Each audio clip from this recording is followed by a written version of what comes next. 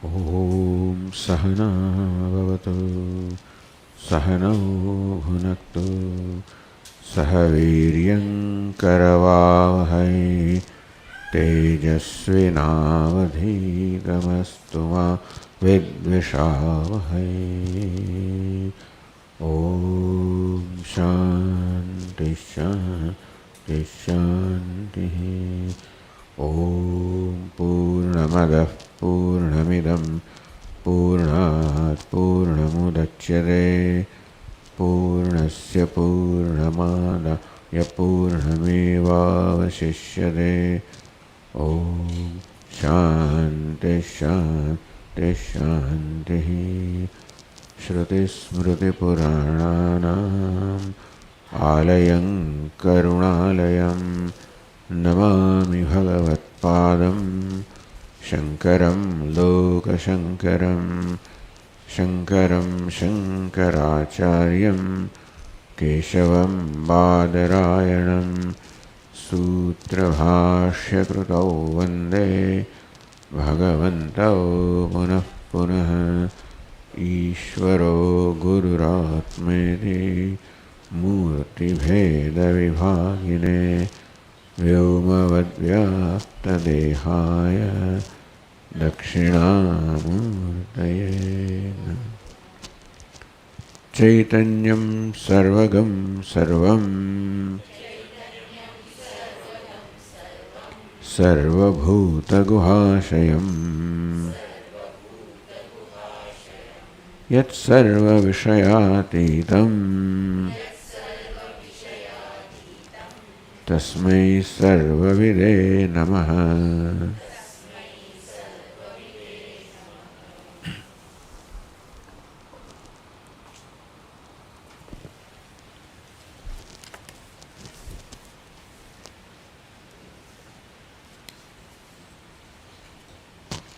Verse number 13. Sushuptavajjagratiyo na pashyati Dvayantu pashyannapi chadvayatvatah Tatha cha kurvannapi nishkriyascha Sa atmavinnanya itiha nischayah.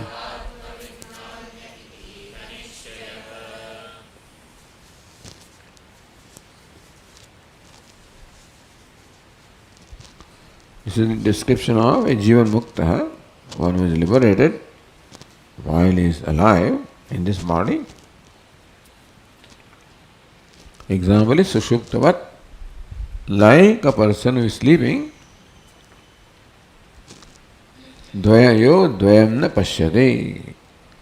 Just as a deep sleeper does not see, does not perceive or does not experience dvayam or duality, division.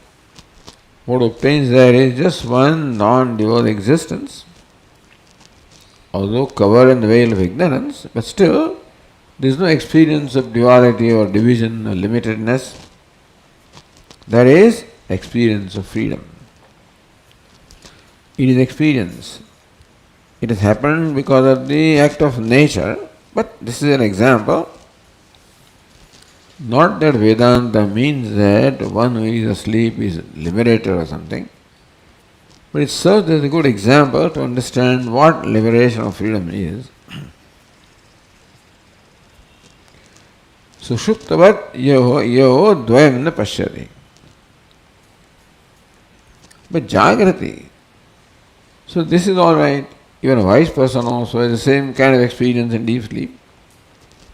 The difference is Jagrati in the waking state. Dvayam pashyan, the wise person perceives the duality, experiences the duality which is presented before him by his sense organs and mind, so that he also does the vyavahara, interaction with the world as any other person would do. Yona pashyati.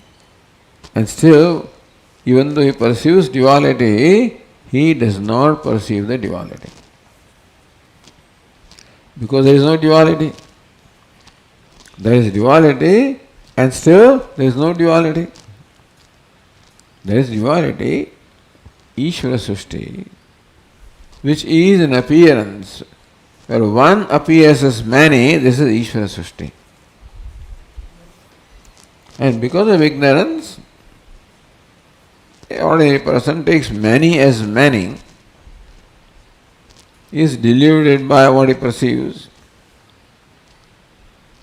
does not stop to make an inquiry into what is the meaning of what I perceive, takes for granted that what I perceive is really what it is. And therefore, the separatedness that is perceived at the level of body, for example, is taken to be separatedness of the self. And therefore, for this ignorant person, the duality, division, mutual exclusion is real. So when we say that an ignorant person sees duality, it means that he gives reality to duality.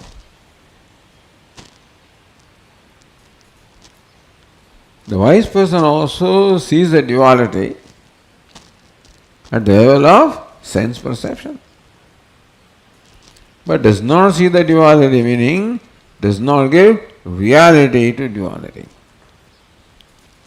As I said yesterday, just as when I am standing in front of parallel mirrors, I see many Swamis, but I do not give reality to manyness, knowing that in spite of the perception of manyness, what there is one.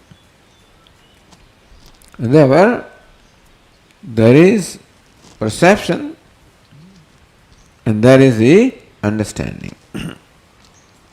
So, Dvaita Buddhi is one thing, Dvaita Drishti is one thing, Advaita Buddhi is another thing. Perceiving duality is one thing. But thinking that there is manyness in Atma, that superimposition that automatically takes place because of ignorance, where first there is the conclusion about one's own self, that I am confined to this body, mind, sense complex, I am only this much, and what is outside this boundary is different from me and I am different from them. This is the conclusion. That is called seeing the duality. So, one thing is the sense organs present something. Second thing is what the mind interprets. So, pratiti is one thing and drishti is a different thing. Pratiti, perception. Dvaita pratitihi, the perception of duality. Advaita drishtihi, the conclusion or conviction of non-duality. For an ignorant person, Dvaita pratitihi, Dvaita drishtihi. For a wise person, Dvaita pratitihi, Advaita drishtihi. In that sense, it is said that in his mind's eye, he does not see the duality.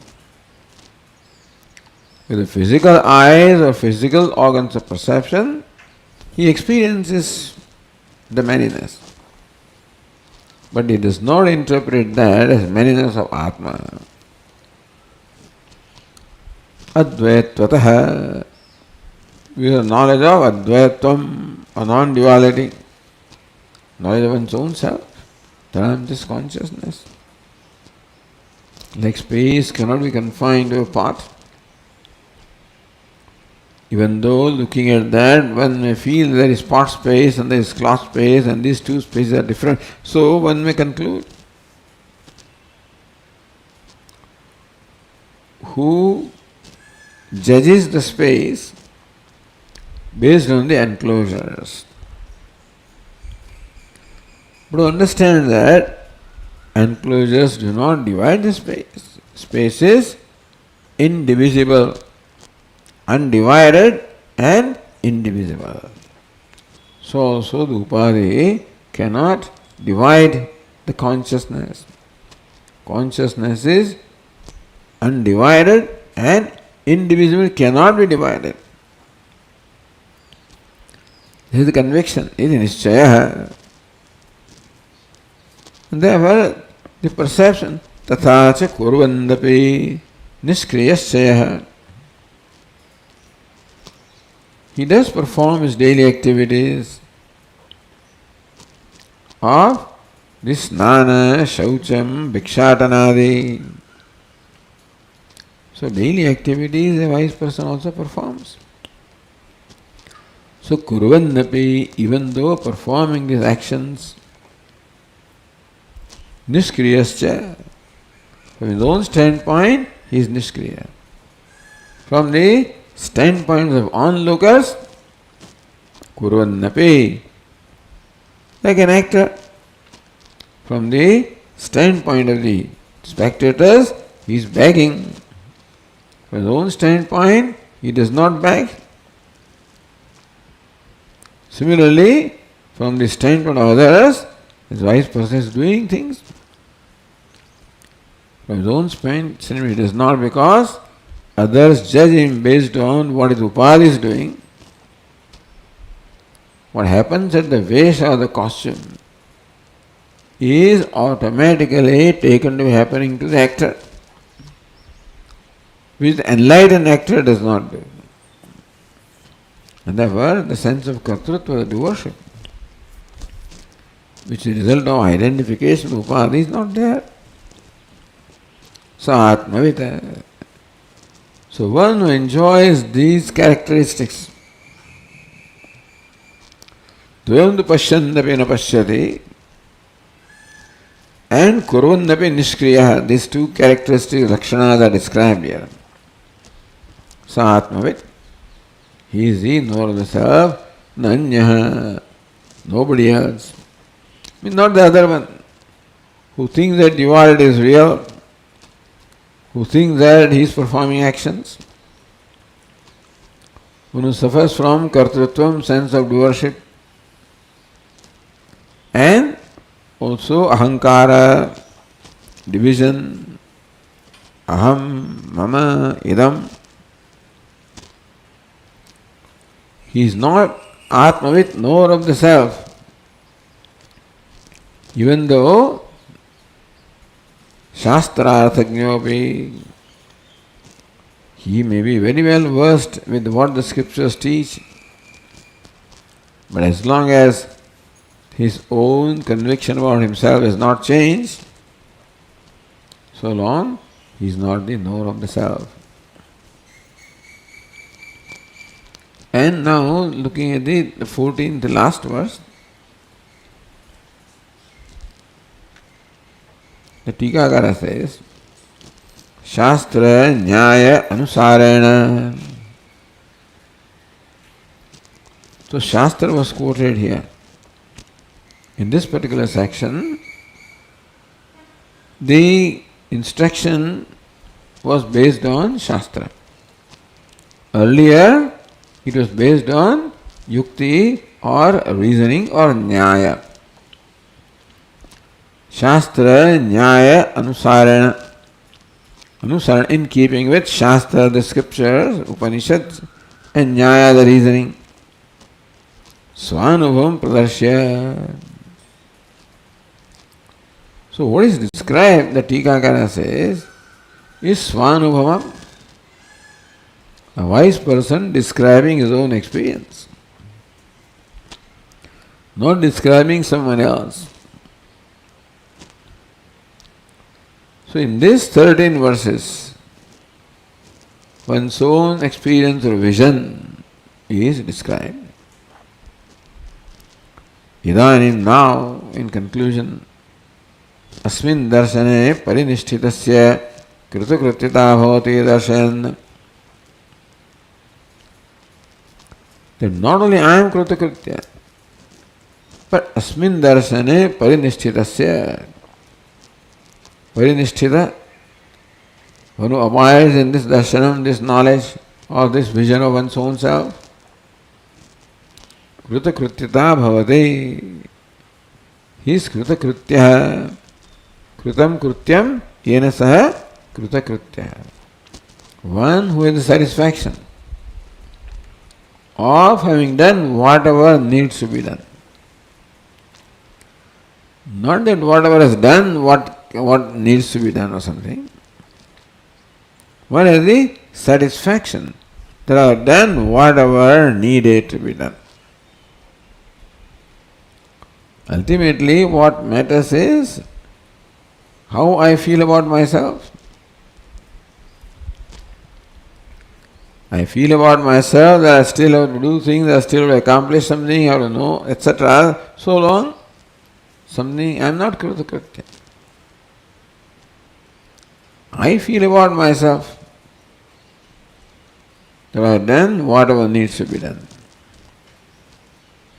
I have accomplished whatever needs to be accomplished. I have known whatever needs to be known. That's called complete satisfaction. The dissatisfaction is I still have to do this, I still have to achieve that, I still have to know that. So this kind of desires, they are there in an ordinary person.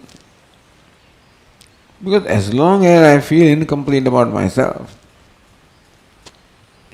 as long as I am not satisfied with what I am, I attribute the reason for dissatisfaction to something. Because I have not done that, therefore I am not happy. I have not accomplished that, therefore I am not happy. I have not known that, therefore I am unhappy. I feel unhappy about myself and attribute the reason of that unhappiness to something. It has been my experience now and then that I felt happy when I accomplished something that I wanted. I felt happy when I knew something that I wanted to know. I felt happy when I completed what I needed to do. So therefore, my experience has been that happiness comes when I did something what I needed to do. I knew something that I needed to know. I accomplished something that I needed to accomplish. So that is where that conclusion remains. And therefore a human being finds himself or herself being prompted to do something, know something, accomplish something, achieve something. So that is a sign of incompleteness about oneself, dissatisfying oneself. Kritakrityata bhavati, all that dissatisfaction, because it was dissatisfaction from oneself. I always complain about things around me, never happy with them, but I never found them perfect. And my definition of perfection kept on changing, so I never found them perfect. Even the next time they were what I wanted to be, then my needs, my expectation has changed anyway. All this will continue as long as I am not happy with myself.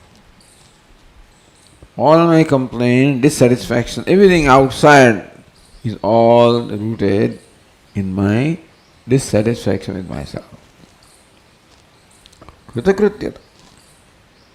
One finds oneself completely satisfied with oneself. If the self is body, there cannot be satisfaction. If the self is mind, there cannot be satisfaction. Self is intellect, there cannot be satisfaction. So as long as I judge myself based on body, sense organs, mind, intellect, etc. There is always incompleteness. And therefore, a lack of self-satisfaction. I may attribute my dissatisfaction with myself to some other things. And so I keep doing something out there. Either joining something or breaking something, whatever.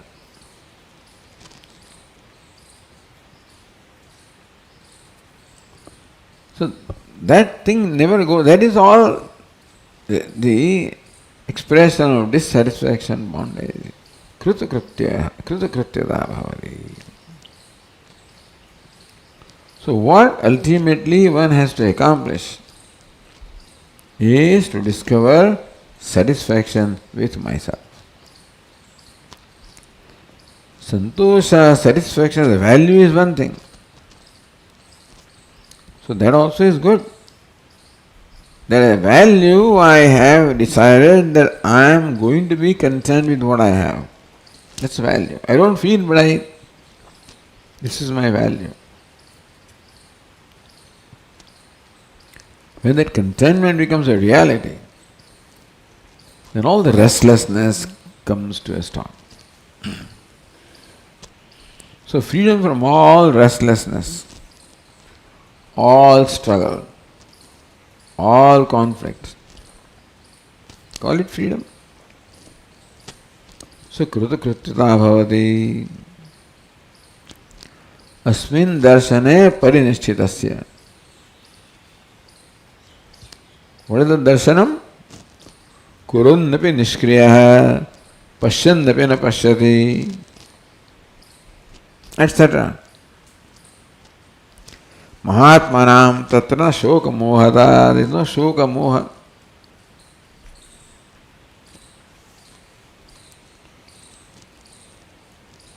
Iti darshayan. This is what the author wants to show. And then also wants to clarify again. Paranugrahaya prakarana nirmane pravruttiheti. This thing came earlier also. What was the need for you to take the trouble of composing this text? Only out of karuna. Earlier the answer was that seeing the people suffering for no reason,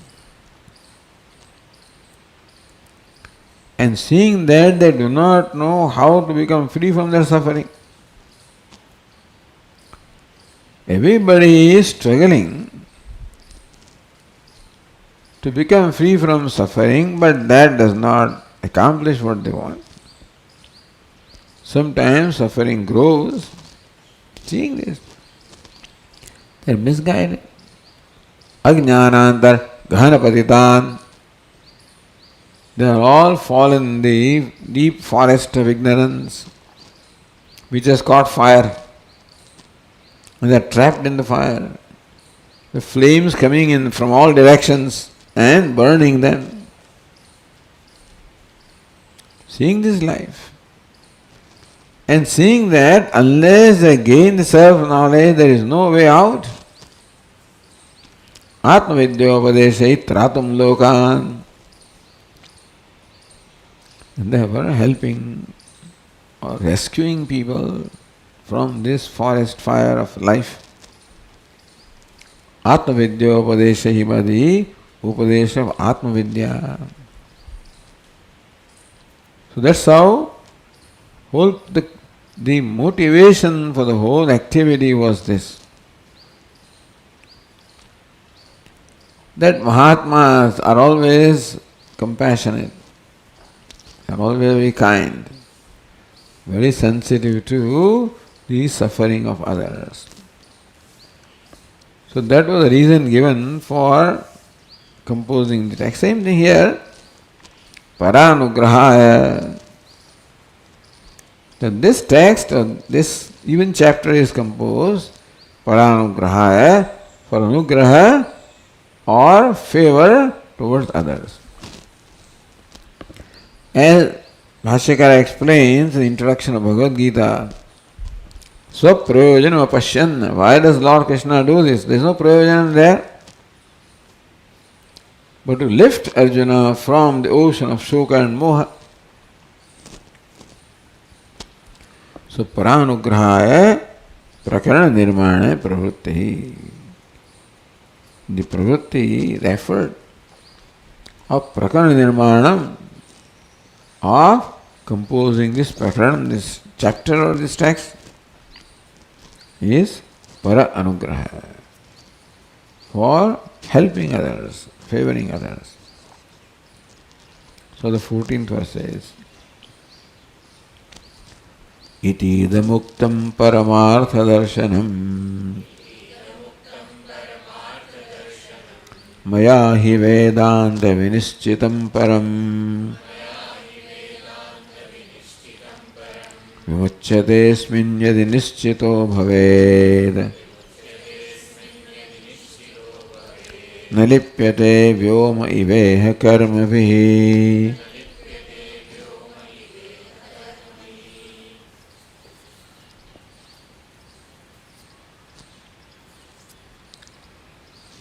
Iti idam paramartha darshanam uktam. Iti, in this manner, idam paramartha darshanam. This darshanam, this vision of paramartha, of the reality, the absolute reality, as compared to the vyavaharik satta, pratibhasik vyavaharik satta, the paramadik satta. Because taking the vyavaharik satta as real has caused all the problems. So, paramartha darshanam uktam maya. This is said by me.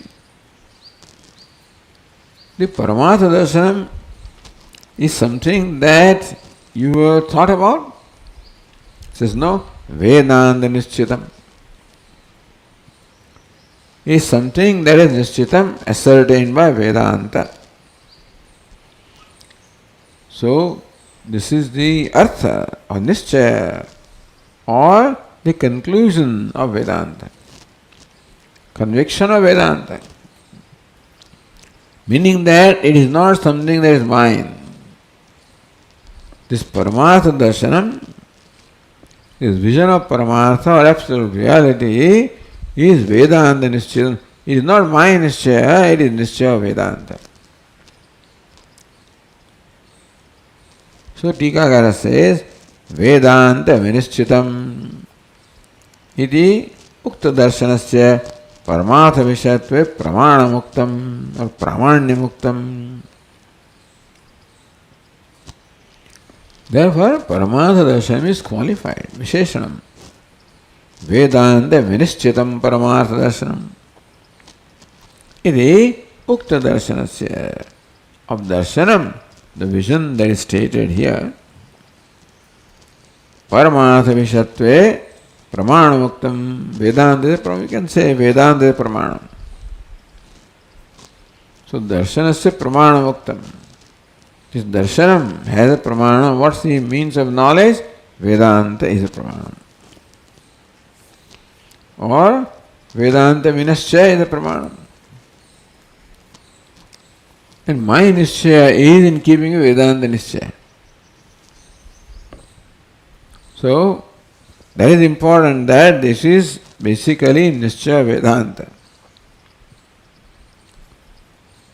Therefore, who is the founder of Hinduism? Who is the founder of physics, chemistry, this, that? No founder. It's a knowledge that is the collection of the vision of so many rishis. There is no one founder. So Vedanta Vinishchaya is the Nishchaya of a number of rishis, not just one.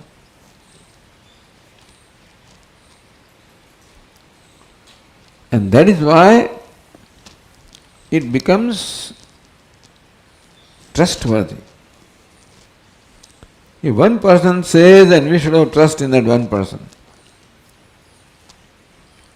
that he cannot go wrong, which may be so, but here it is not the vision of one person, it is something that is the conclusion of a number of people. They are all in agreement with this. Take anyone, a given Upanishad may be called the vision of a given Rishi if you want to. But that is why Brahma Sutra shows here Samanvaya, Ekavakyata, the consistency. All Upanishads are consistent with the vision of Jiva, Brahma, Aikyam. The identity of Jiva and Brahma is the vision of every Upanishad, not one. And because different rishis say, therefore they may say things in their own way. And therefore, perhaps from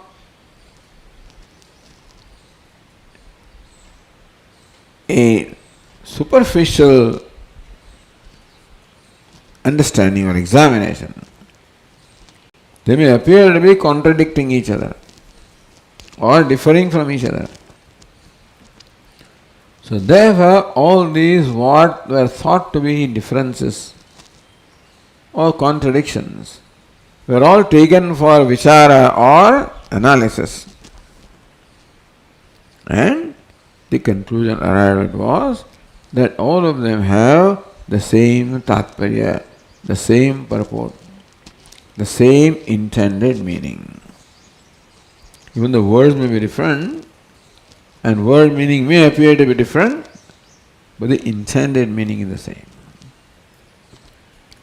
So it's not one person. Vedanta is a collection of his knowledge.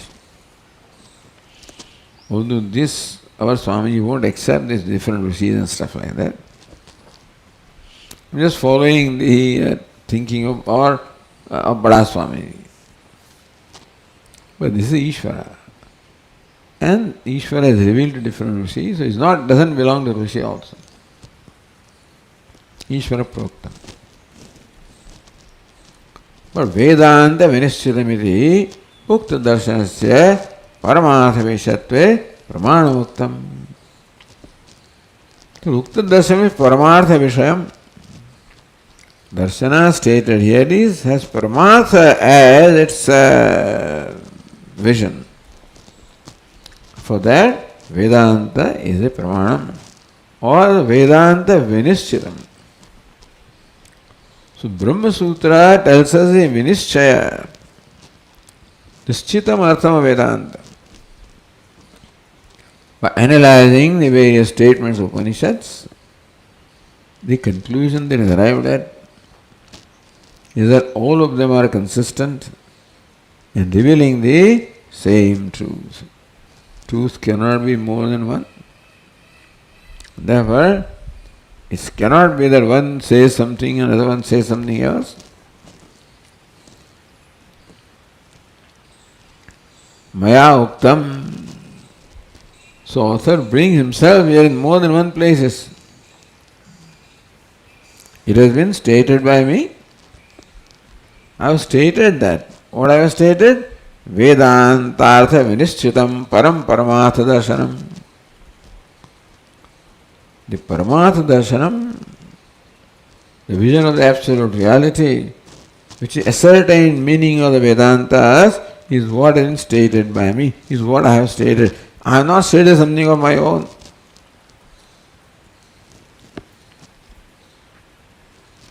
Have you just stated that? Well, Swami Pradarsha, this is my conviction also. I am not just repeating what Vedanta says. But then I have said things in my own words. What Vedanta teaches has been assimilated by me. And therefore vision of Vedanta has become my vision. And I have unfolded my vision. Meaning, that means that I have taken support of the Vedanta, no doubt about that. But still, it is unfolded by me. So So Svanubhavam Pradarshya. This is the expression of the author's own knowledge, own experience, which is in keeping with the Vinishchaya of the Vedanta.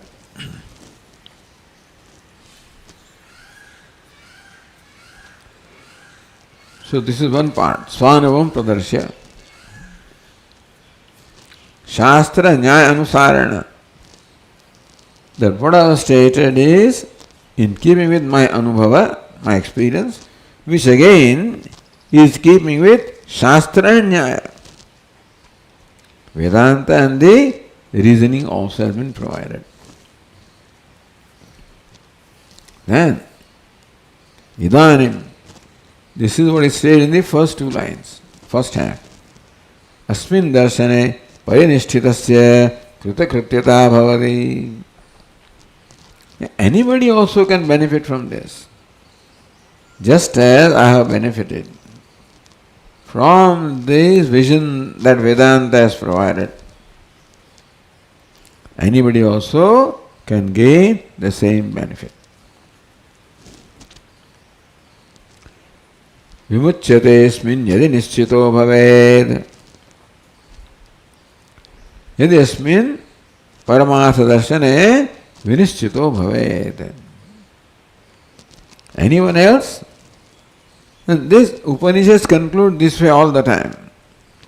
That anybody also gets this knowledge. And so, asmin paramartha darshane yadi nischito bhaved. One develops the conviction about this darshana in one's own self. That conviction has to happen. It's not an intellectual process. With intellect I understand. But still my own mind must say that I am so and so. When my mind says that I am Brahma,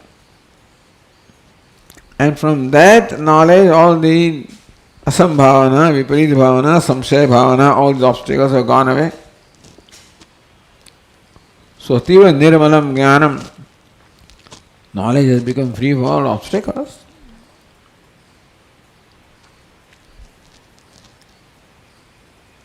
So parinishthita means that whatever pratibandhakas are there, obstacles are there, are all dealt with.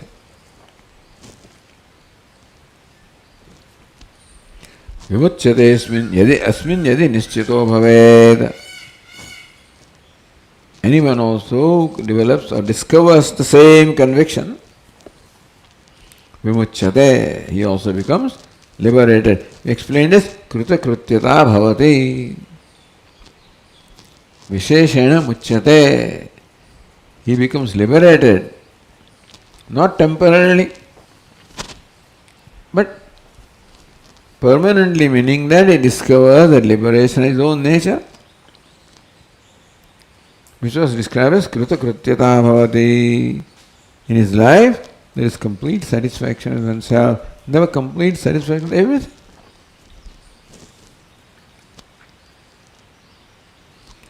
Na lipyate vyoma iveha karmavihi. This karma business keeps on coming up because Janma was discussed. There is no rebirth. Because when the seed is not there, the fruit is not there. When the cause is not there, effect is not there. So karma is the cause for the birth. Of course, karma has its own cause, namely ignorance, avidya, kama, karma. But the evident reason for birth is karma. Why I am what I am, where I am born, that's all determined by karma. So karma can be said to be the reason or cause for janma. So he is not born again. So therefore, karma bihi na lipyate. The problem is that even if we dealt with all the sanchita karma, that by knowledge that I am Brahman, all the karma that are performed by the Jivatma, they are no more now applicable to the wise person, because that entity that performed the actions because of ignorance is no more. Like the actions performed by a dreamer are no more binding to the waker, because the dreamer is gone, completely gone. Next day, that dreamer won't come back. Similarly also, the Jivatma who performed the action is completely gone, because he was the product of ignorance. Just as dreamer is the product of the nidra, the dosha or the defect of sleep, so also the ego, the karta, was a product of the dosha of ignorance. When that ignorant dosha is gone, then that karta is no more. Meaning that the wise person is no more accountable for the actions performed by the Jivatma. This is important. Otherwise, the karma will give rise to his phala. And therefore, this is what Vedanta teaches. The law of karma is that one who has performed the karma is accountable for experiencing the result of the karma. You cannot escape it. Kalpa koti shataihi, any number of kalpas can go, that karma will chase you. So this is a complex here in this Vedic culture, based on kartavya, based on the law of karma, which is a uniqueness about the Vedic culture. And so that complex is always there. Karma is there, so the karma phala is there. And you perform karma, you cannot escape karma phala. So you perform karma in the past births, you have been performing karma in this birth also, and still you escape the phala. So that is what Vedanta teaches. You escape because the one who performed the karma is no more.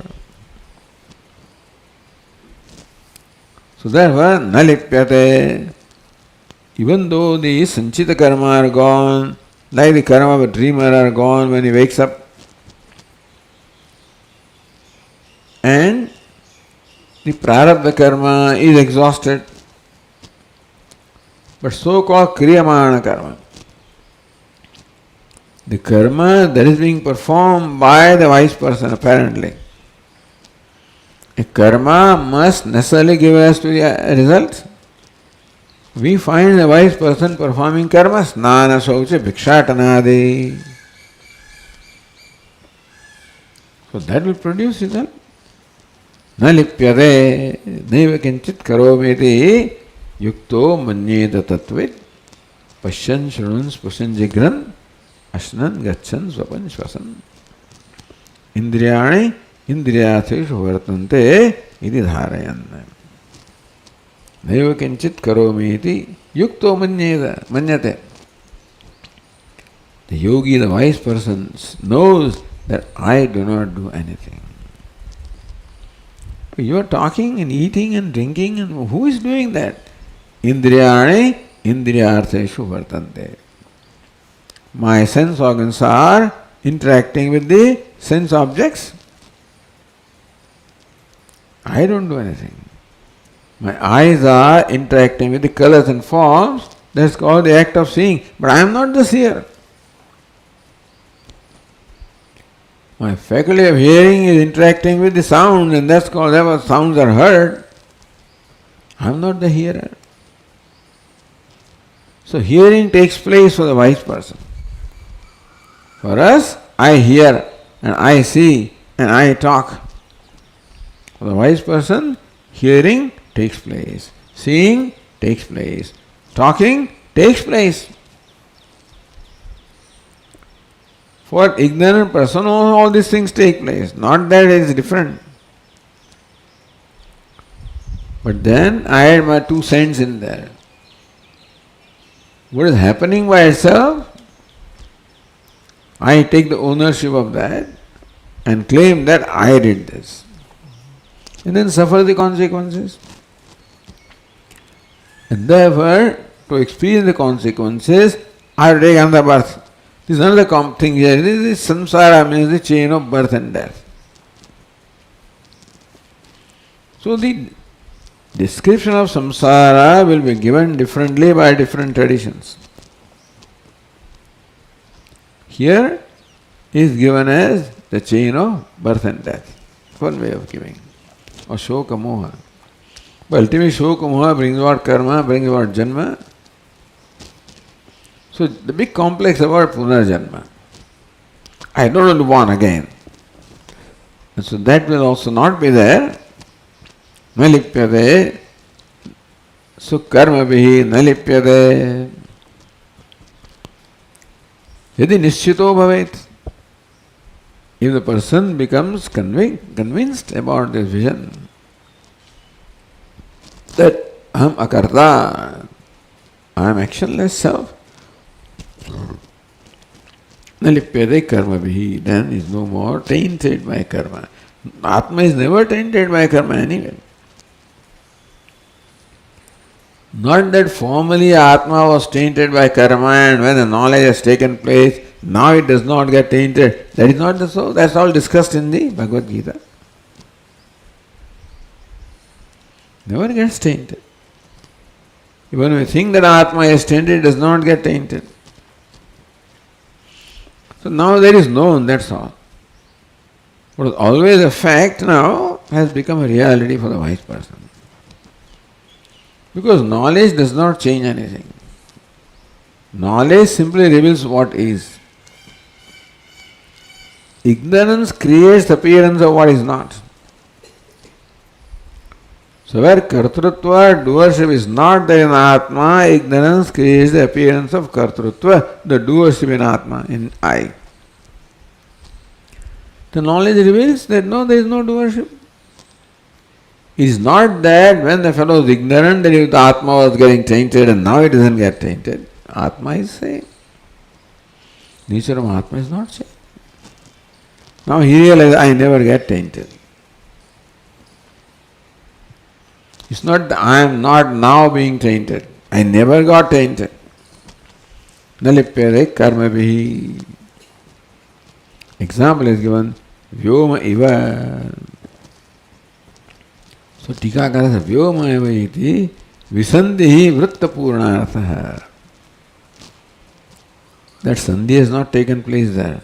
What should be the reading? Vyoma eva iha karmavi. What should have been there?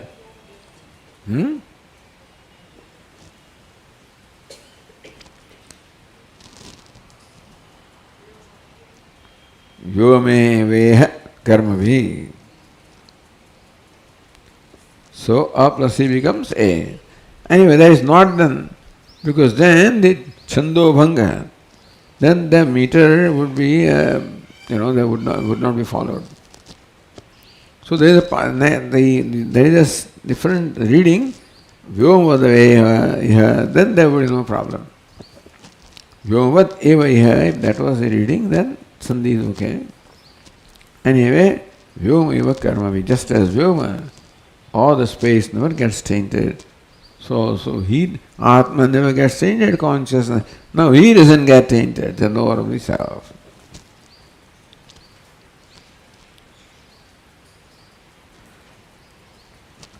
Now this is interpreted as Paranugrahaya Prakarana Nirmane by Tikakara. The author doesn't say that I have composed this out of compassion for others. But the only reason why a wise person or Mahatma would do is only out of compassion because there is no need of his own. So Tika says, Paranugrahaya Prakarana Nirvana Suchayati. Doesn't say that. That I have done this for helping others out of compassion for others. The author doesn't say, but Suchayati. Because he is not tainted by karma. And he is already vimuchyate, he is already liberated. That means that there is no motivation of any kind. There is no more any agenda left for him, for the author. Meaning that normally what we do is motivated by a personal agenda. That's called Atmanastu Kamaya. That Kama of Atma means for personal agenda, self-interest. Atma Kama is self-interest. Everybody acts out of self-interest. But Vimuchyate, what is liberation? Liberation from self-interest. Liberation from personal agenda. This is a big load on our head. This self-interest is a big burden. The agenda, personal agenda is a big, we don't realize that. That is really a big load on my head. And I think that personal agenda, I keep on fulfilling, not realizing that I fulfill my agenda, other agenda comes up. So liberation means liberation from personal agenda. Liberation from the need to exercise free will. So it's like floating, like a leaf, like a dry leaf that falls from the tree and simply floats in the air because it has no destination. So also the wise person earlier also is compared to a dry leaf, no destination, no agenda. If there is no agenda, then what prompts a person to do something? Self-agenda is a sign of bondage. We are very smart when we fulfill our agenda and think that we accomplished, we become victory, etc., which is fine. In the world that is all okay. But when it comes to Paramartha, Adhyatmika thing, then we realize that the agenda itself is a bondage. He is free from agenda. Then why should he do? So Paranugrahaya, that's what the Tikakara says. The author has not stated that I am doing it out for others. But since there is no other reason at all for doing anything or in composing this text or this prakarana on the part of the author, the indication is that this is done for fulfilling agenda of others. No, that is not binding. Karma that is performed purely for fulfilling the agenda of others, without any taint of self-agenda, that karma does not bind. Gata sangasya muktasya jnana vasya chetasah yajnaya charatah karma samagram praviliyate. Yajnaya charatah karma. His karma is purely as yajna, as a worship, as an offering, self-offering. Samagram praviliyate. That karma becomes completely merged along with the phala. Samagram. Meaning that the karma performed does not bring about any result for the performer of karma. Because what brings about the result for the performer is not the karma, is the agenda. Karma will bring about result, all right. But where will the result attach it? Where will the result attach itself to? To the one who has agenda. No agenda, result. God knows where it goes. That is not stated by Gita. If it doesn't come to perform of karma, those who are adept in accounting of karma, they have to explain. If it doesn't come to you, where will it go? It will go into the universal store or something. I don't know. Add up into some positive, energy, vibration, whatever they call it.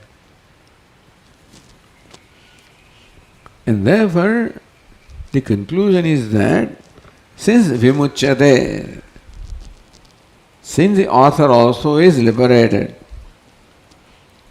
visheshana mukta, So there is no personal agenda at all.